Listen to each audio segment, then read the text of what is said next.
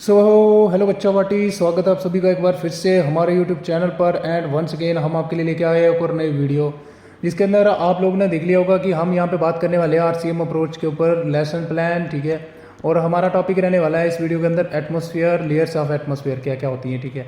और बाकी आपको पता ही है कि आरसीएम अप्रोच के कितने स्टेप्स होते हैं, क्या क्या स्टेजेस हमें फॉलो करनी होती हैं। देखो हुआ क्या कि ये हमारा इसकी फुल फॉर्म आप सबको पता है, regional college of education Mysore, ठीक है।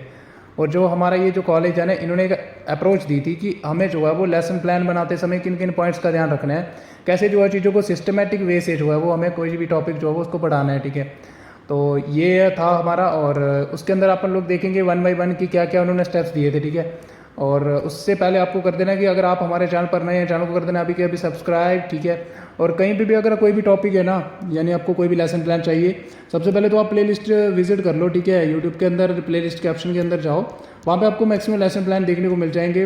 लेकिन अगर फिर भी कोई भी आपका टॉपिक है जिसका आपको लेसन प्लान जो वो नहीं मिल रहा है, तो आपको एक ही चीज़ करनी है, वो ये है कि बस आपको कमेंट सेक्शन के अंदर बताना है, हम जल्दी जो है वो आपका प्रोवाइड कर देंगे। या फिर कोई भी लेसन प्लान आप बना रहे हो, आपको पता नहीं चल रहा है कैसे लिखना है या क्या, कहीं पे कोई भी दिक्कत आ रही है, तो बस आप क्वेरी जो भी आपकी है वो आप कमेंट सेक्शन के अंदर ज़रूर ड्रॉप करें, और हम यहाँ पे बैठे हैं, पूरी आपकी हेल्प करेंगे, ठीक है।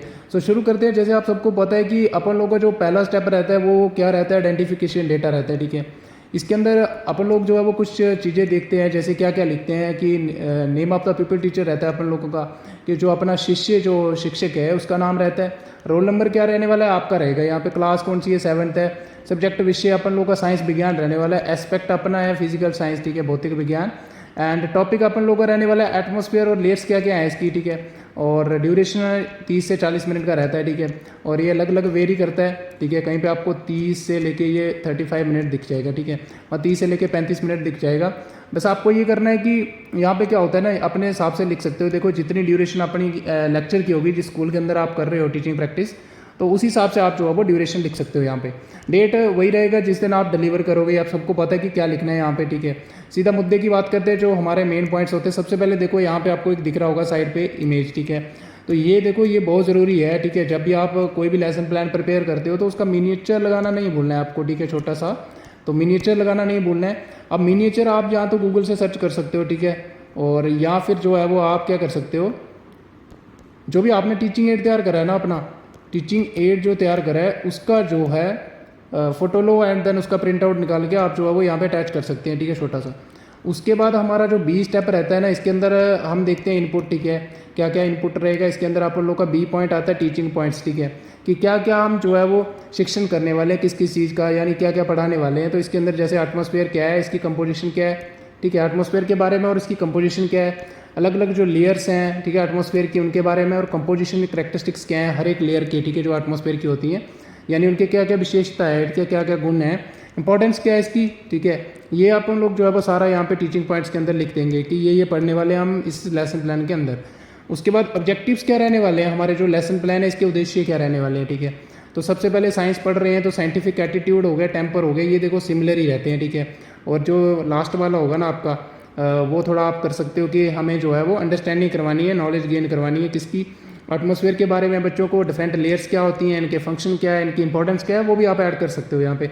बाकी वही रहेगा पर कि स्किल ऑफ एक्सपेरिमेंटेशन जो है वो बच्चों के अंदर डेवलप करना, इमेजिनेशन, कल्पना करने की जो शक्ति है इसका विकास, एनालिसिस स्किल जो है वो डेवलप करना, ठीक है।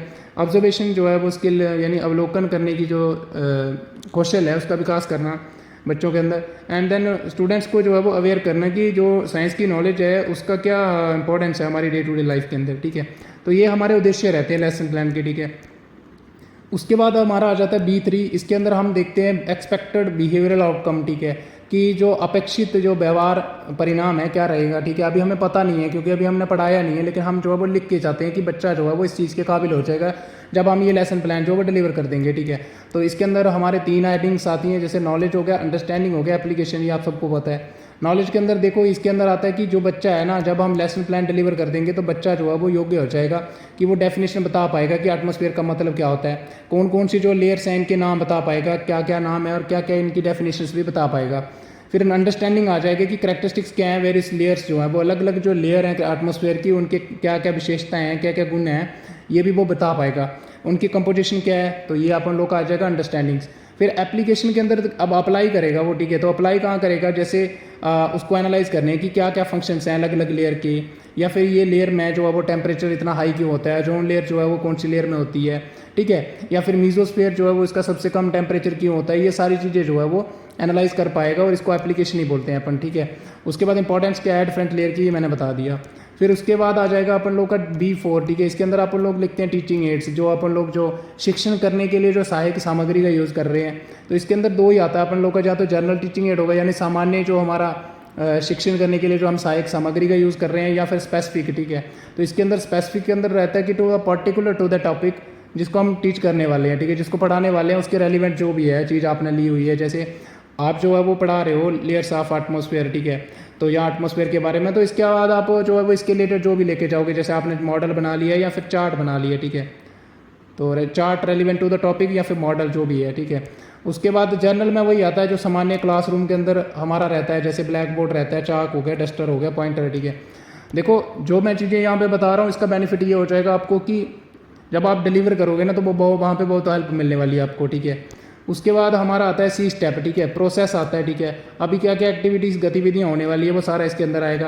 तो जैसे ही पीपल टीचर जो है वो इंटर करेगा, ठीक है, क्लासरूम के अंदर, तो सबसे पहले वो डायरेक्टली अपना जो भी है वहाँ पे आइडेंटिफिकेशन डेटा के नीचे जो भी डिटेल है वो फिल करेगा, लेकिन टॉपिक का नेम नहीं लिखना है आपने, ये आप सबको पता है, ठीक है। टॉपिक का नेम नहीं लिखना है, इसको हम लिखते हैं आफ्टर, जब मोटिवेशन कर देते हैं, उसके बाद जब अनाउंस करते हैं हम टॉपिक को, उसके बाद इसका नाम लिखते हैं, ठीक है। तो अब मोटिवेशन जो है वो अभी प्रेरणा जिसको कहते हैं हम, तो अब बच्चों के बीच में जो अब रुचि पैदा करने के लिए, कि टॉपिक के लिए रुचि, या फिर उनकी जो प्रीवियस नॉलेज है, या फिर जो प्रीवियस नॉलेज है उसको कनेक्ट करने के लिए हम लोग क्या करते हैं, यानी उनको पूर्व कितना ज्ञान है उसको कनेक्ट करने के लिए, यानी इस टॉपिक से जो है वो कनेक्ट हो जाए जो भी उनको पहले नॉलेज है, तो उसके लिए अपन लोग जो है वो क्वेश्चन पूछते हैं, या फिर जो है उनको कोई चार्ट दिखाते हैं, मॉडल दिखाते हैं, रियल लाइफ के रिलेटेड एग्जाम्पल पूछ सकते हैं, ठीक है। तो ये ज़रूरी नहीं है कि आप क्वेश्चन पूछ के ही मोटिवेशन करो, ठीक है, आप जो है वो कोई और भी चीज़ें यहाँ पे ऐड कर सकते हो, ठीक है। उसके बाद रहता है, देखो यहाँ पे क्वेश्चन पूछेगा कि कौन से प्लेनेट में हम रहते हैं, ठीक है, तो ये बच्चों से पूछेगा, ठीक है। तो अर्थ के ऊपर रहते हैं, तो what do we call the water part of earth, तो वाटर पार्ट जो है पानी वाला जो पार्ट है उसको क्या बोलते हैं, तो हाइड्रोस्फीयर बोलते हैं, ठीक है। उसके बाद आ जाएगा कि what do we call the gases involve surrounding the earth, जो सराउंड कर रहा है अर्थ को, गैसेस का जो इन्वॉल्व है उसको क्या बोलते हैं, तो एटमॉस्फेयर बोलते हैं, ठीक है। फिर ये पूछेगा कि कंपोजिशन क्या है एटमॉस्फेयर की, ठीक है, तो ऑक्सीजन हो गया, nitrogen, carbon dioxide, argon etcetera, ये बच्चे बताएंगे। फिर वो पूछेगा कि क्या आप जानते हो कि जो डिफरेंट लेयर्स हैं एटमॉस्फेयर की वो क्या हैं या कौन कौन सी हैं, तो इसका जवाब दे भी सकते हैं कि नहीं भी दे सकते हैं, ठीक है। अब कभी भी यहाँ पे ना गलती करते हैं बच्चे, क्या करते हैं यहाँ पे नो रिस्पॉन्स लिख देते हैं, ठीक है, जो कि टोटली गलत है। तो आपने अवॉइड करना है कि यहाँ पे नो रिस्पॉन्स कभी नहीं लिखना है। उसके बाद अपन लोग आ जाएंगे नीचे C2 के अंदर। अब क्या होगा, देखो अब लास्ट क्वेश्चन हो गया हमारा। यहाँ पे क्या था कि स्टूडेंट ने, बच्चों ने जवाब दिया या नहीं दिया, दे भी सकते हैं नहीं भी दे सकते हैं, ठीक है, और नो रिस्पॉन्स कभी भी नहीं लिखना है। फिर अब हम अनाउंस करेंगे, ठीक है। अनाउंस करने से पहले हम जो लास्ट क्वेश्चन है इसका आंसर देंगे, ठीक है। द पीपल टीचर जो वो लास्ट क्वेश्चन का आंसर देगा, और उसके बाद जो है ये आपको लिखने के लिए है, ठीक है। आफ्टर गेटिंग वेरियस रिस्पॉन्सेज जो पीपल टीचर है वो अनाउंस करेगा टॉपिक कि बच्चे पार्टी आज हम जो है वो पढ़ने जा रहे हैं हमारा चैप्टर जिसका नाम है एटमॉस्फेयर, यानी लेयर्स ऑफ एटमॉस्फेयर। फिर इसके साथ ही जो है पीपल टीचर जो है ब्लैक बोर्ड के ऊपर टॉपिक का नेम जो है वो लिख देगा, ठीक है। तो ये हो गया हमारा अनाउंसमेंट ऑफ द टॉपिक। इसके बाद अपन लोग जो है वो टॉपिक का जो भी नेम है वो ब्लैक बोर्ड पे लिख देते हैं। फिर हमारा आ जाएगा अभी C4, जिसके अंदर आप सबको पता है क्या होता है, प्रेजेंटेशन होता है, यानी रियल आप अभी जो है वो डिलीवर करोगे जो भी आप पढ़ाने वाले हो या करने वाले हो एक्टिविटीज़। इसके अंदर देखो यहाँ पे सबसे पहले हेडिंग आपको पता है, कंटेंट होता है, पीपल टीचर एक्टिविटी होती है, स्टूडेंट की एक्टिविटीज़ होती हैं, and then blackboard summary होती है, ठीक है। इसके अंदर पहले जैसे एटमॉस्फेयर हो गया, तो इसके बारे इसका कंसेप्ट जो है वो पीपल टीचर जो है बच्चों को एक्सप्लेन करेगा with the help of chart जो भी उसने लिया हुआ है टीचिंग है, ठीक है।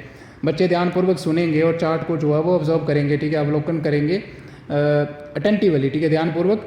और एटमॉस्फेयर के बारे में आप बता दोगे कि ये जो है वो प्रोटेक्टिव लेयर है गैसेस की, जो सराउंड करती है, शेल्टर देती है पूरी ज़मीन को, ठीक है।